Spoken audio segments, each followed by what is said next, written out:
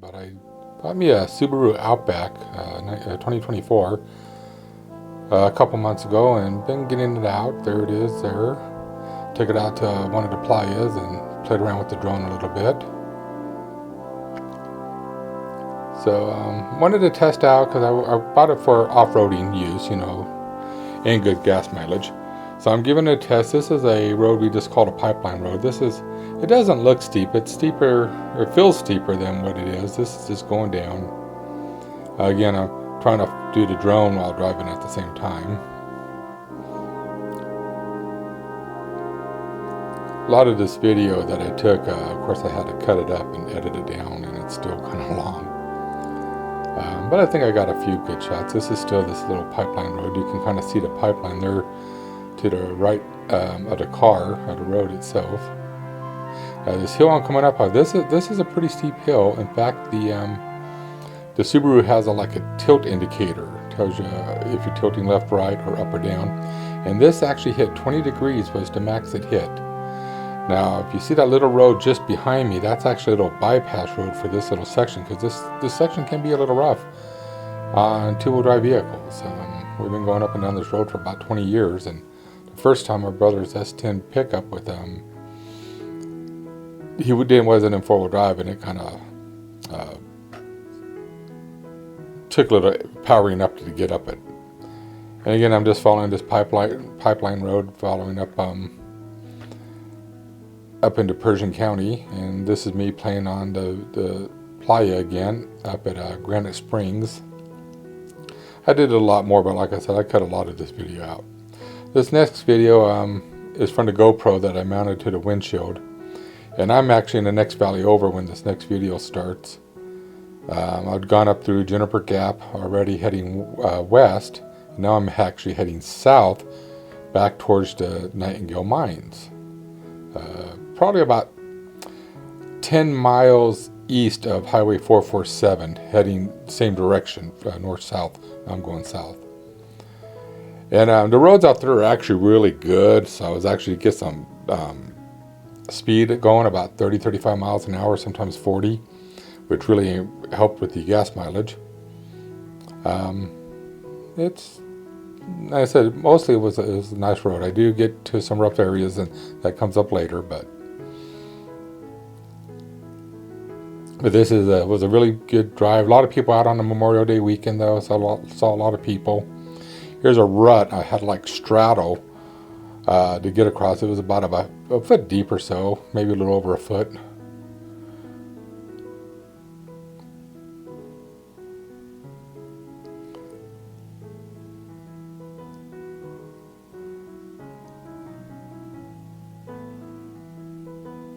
And as you can see, I'm moving at a pretty good pace there up through this stuff.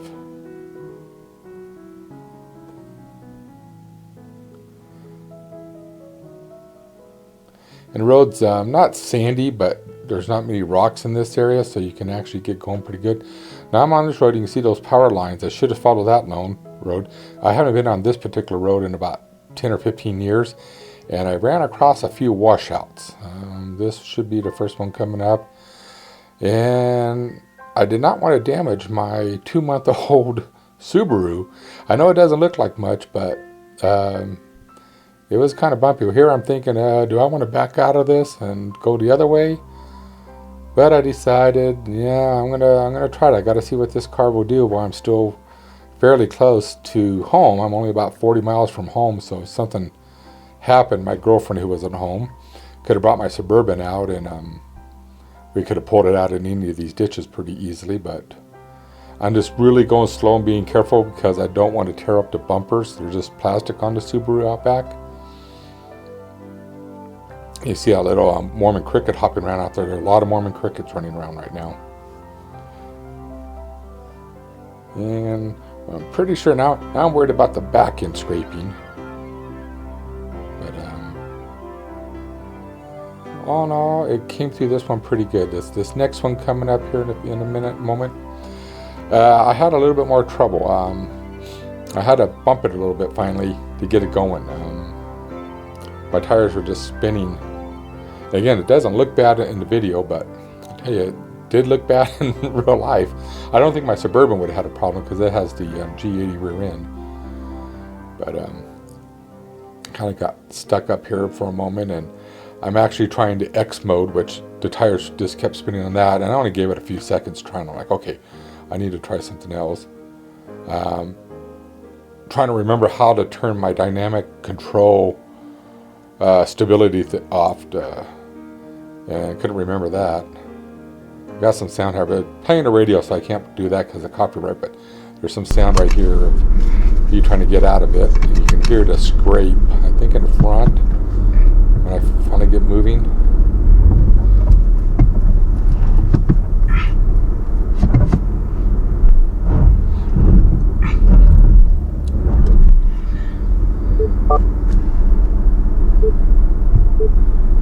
Here in a moment, I get some traction and I pull right up out of it.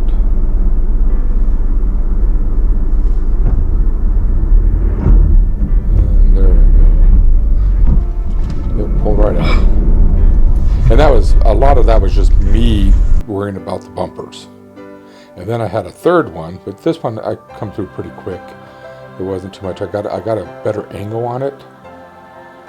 And even though I'm pretty sure I was getting tires up in the air because you can kind of feel it, it got through this one pretty easy. So the part of this road I thought I was going to have a problem was not this section of the road. It was farther up, and should be in the next video section. There's a corral up there. You can kind of see it, and if you look real closely, there's a horse running off here in just a moment. There it goes. It just ran off. I spooked a couple little Mustangs out there. And there's a hill just after this. That's where I thought I was going to have my problem, but the Subaru actually just pulled up that hill without a problem. And it doesn't look steep, but it will be. I'm still working my way up through. I didn't see no tracks through here, so nobody's been through here in a while. And like I said, I haven't been on this road in 10 or 15 years. I don't even know if they still use this little cattle corral thing. Obviously, there's still available water because the horses were right there. So this is a part I thought I was going to have trouble, and I didn't have my camera on, so I'm like, oh, I got to turn my camera back on.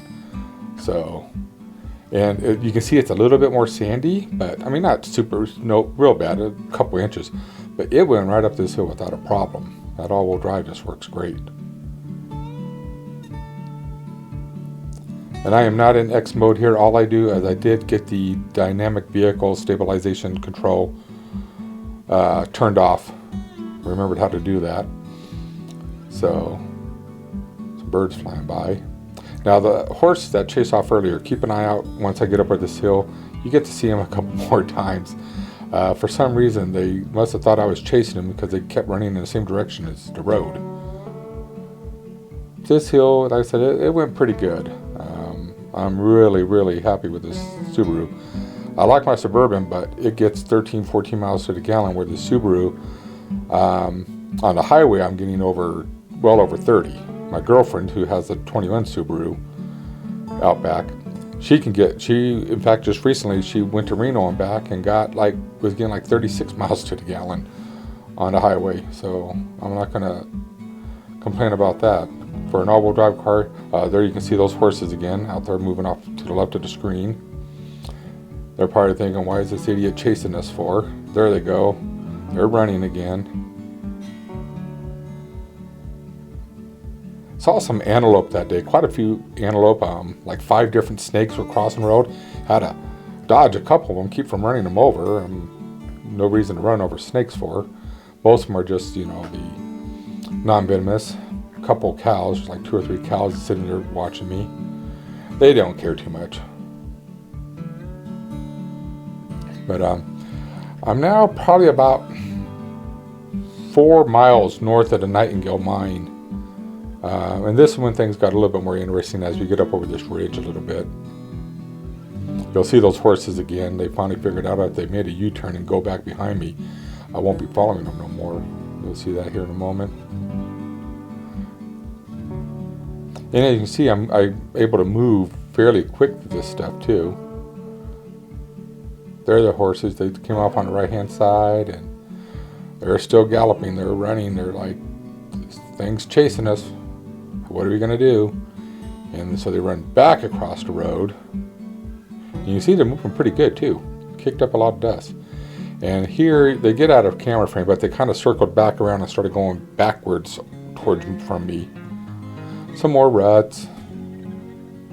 Nothing too bad. Beautiful area out there. I did run into more people than I expected, and you're going to see that here in a minute. You can kind of see the road winding off up there, you know, because up close, obviously the road looks very straight and normal, but you can see, you know, it's going down in that gully, coming back up.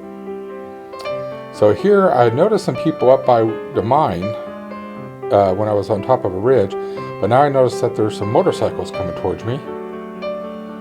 And they're in the frame right there in the center, so I decided to stop at a somewhat wide place because I don't want to scratch up the side of my cars, so I can let these bikes through. There's a gap about 5 feet to the driver's door. And then I noticed coming up the road that some side-by-sides. I'm like, oh, they need to have a little bit more room. I'll get as close as I can to these bushes without scratching my car up. So that's what I'm doing. I'm just, you know, getting up, trying to get out of the way, wait for these vehicles who are going much faster than me in the opposite direction to get by me. You know, let them get through that whole group. But there was a little bit of problem, and that problem comes up right about now. Yeah, the kid's probably about 8 or 10 years old, and he hit that little rut right there, and he went down. He was okay. They stopped, of course. I got out and talked with them, and we kind of sat there and talked a little bit while the kid got shook it off. They got his bike up, and he takes off here in a minute. A whole group of people camping down at Winnemucca Dry Lake. And I'd asked him about the road going down to the dry lake, because that was my plan eventually, to go down that way. And I'm heading back to my car. Okay, so here's all of them passing on their really nice side-by-sides. Nice people out enjoying the Memorial Day weekend. And in vehicles, probably all of them are a lot more capable than my Outback out in the dirt. However, I got AC if I need to, or a heater, and I can drive on the highways, which is what I like. So that was the last one, so I start going, and you can kind of see the Nightingale mine off there, just to the right side of the hill. You can see the diggings. Now, I was going to go down to the main road. This is a little cross section. So I decided to go left because I wanted to go down to the main road and catch the road that takes me off down Coyote Canyon into Winnemucca Dry Lake. Winnemucca Dry Lake is an old lake, dried up about 110 years ago when they diverted part of the Truckee River and the Newlands projects around that early 1900s. I forget the exact year. So it had been a few years since I've been on this road in my Suburban. If you remember I think it was in the day of the rain, snow, mud, and yeah, this is what happens.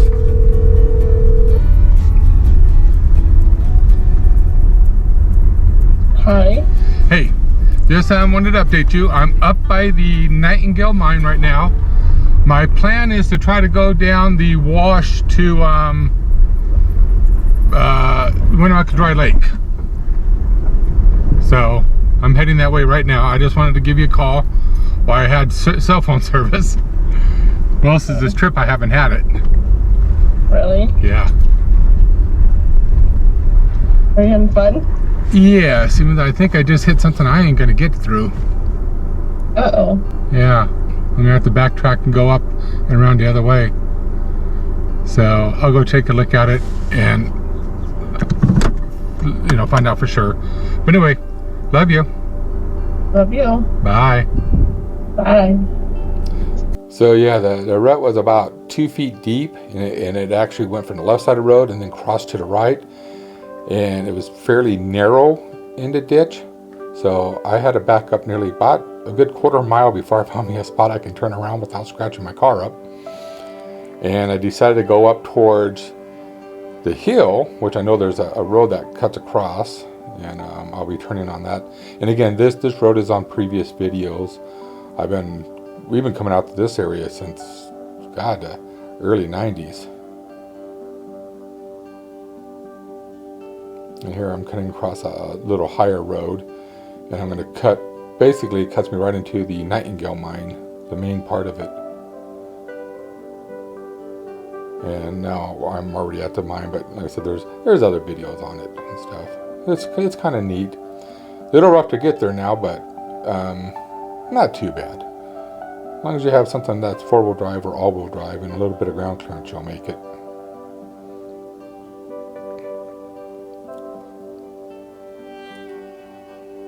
Now there's a little offshoot road to the right. I think I have it on video.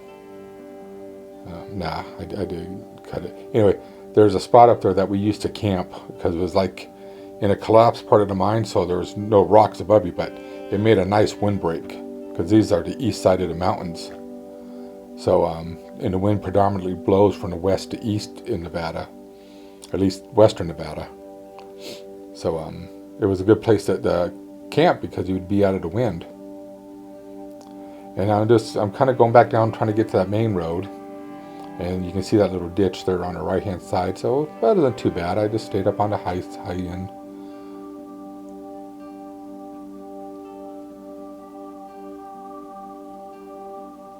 Had to do a little twist here, no biggie. Gravity's working with me at this point. But what I didn't notice until I was watching the video is how much out of tilt I was at. You can see those mountains out in the back. I'm still leaning over pretty far. And I'm so used to it, I don't even notice it when I'm driving.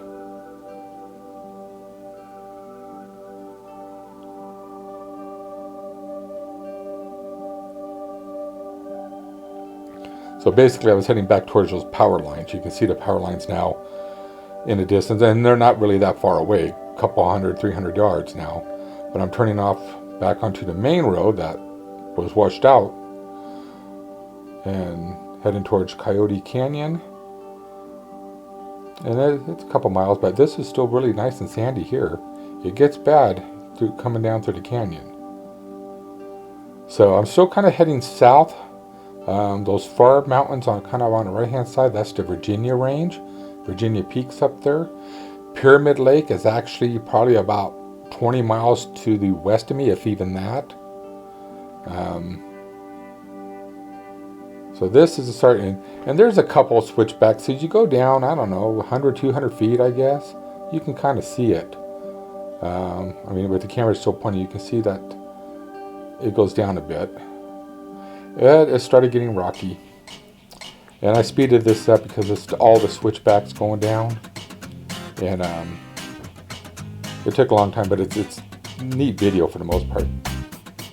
Somebody left their trailer down here. You'll see that in a minute too. And there used to be a mine. I think about where that trailer is at. You'll see here in a second. We'd gone into it back in the 90s, but last time I recall, it was pretty sealed up. You know, they keep blocking up the mines here in Nevada because they're dangerous to go into, and you shouldn't go into them. So now it's not on flat grounds. I'm still heading downhill, but the ground's getting really rocky, and it gets worse. And I actually, you know, even though it's an automatic, I put it into manual mode and then dropped it all the way to 1, and still had to step on the brakes some to keep myself from going too fast over what will be the rocks coming up. You'll see those. I didn't want to get a rock puncher in my tires because I'm really in a bad, so you can see how rocky it is right through here now. I don't have it on video or nothing, but about 6 years ago I had 2 rock punchers on my Suburban up into Santa Rosa, north of Winnemucca, and had them at the same time. They caught the same rock. And yeah, the Suburban was stuck out there overnight. It was a fiasco because it was Labor Day weekend. Yeah, not fun. I got rid of all those tires. They were a brand I will never buy again. So the road, it gets, I don't want to say it gets worse, it gets rocky. but it actually goes into a stream bed. You have to drive through the stream bed quite a bit through this canyon. 20 something years ago, 25, 27 years ago, the first time I came up this road, my brother had been up it in his Jeep CJ7, brother Carl. So a few weeks later, he's like, oh, I want to take up this road, blah, blah, blah. But there had been some rains in those weeks. So we're going up this road, and I'm in my Bronco at the time. We're on, we had CBs back then. And we were only a few miles into the road, and I'm like, why are we driving up a stream bed for this? I mean, this road is a lot better than what it was 25 years ago. And he's like, well, 3 weeks ago, this was a road. Those rains were so bad coming out of the canyon. That's when it just tore up all this road. And I don't know how good or bad it was before those rains, but this is better than it was 25 years ago. It was a long day climbing up out of that. Reason I like automatic transmissions, my Bronco rode over the rocks a lot better than his Jeep, which was a 5-speed, I believe, a CJ7. It got totaled in a rollover accident back in '99 that nearly killed us. So we come up out of the stream bed, but we go back in before long.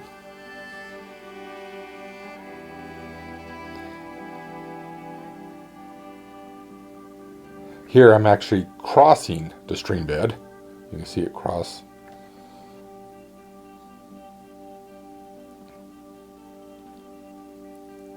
And again, little rocky, not as bad as I got lower down. I cut a lot of that out because I'm just having to move so slow over those rocks. Now, this actually goes to a person's property line. You can see the sign right there. And he has a fenced off, and he says, stay on the road, please. No trespassing. So we respect his stuff, it's his. But we're back into the stream bed. Not something I would want to try if there's a lot of rain coming down. Either up or down, I wouldn't want to try it. We don't get a lot of flash flooding out here in Nevada, or in the western Nevada where I'm at. But it does happen or can happen, and I've seen some pretty good roads wiped out from the rain running off. Our normal rainfall, I think, in this area is around 7 inches a year. But there's been rainstorms where they'll get an inch or two in a matter of hours, and that's when it causes problems.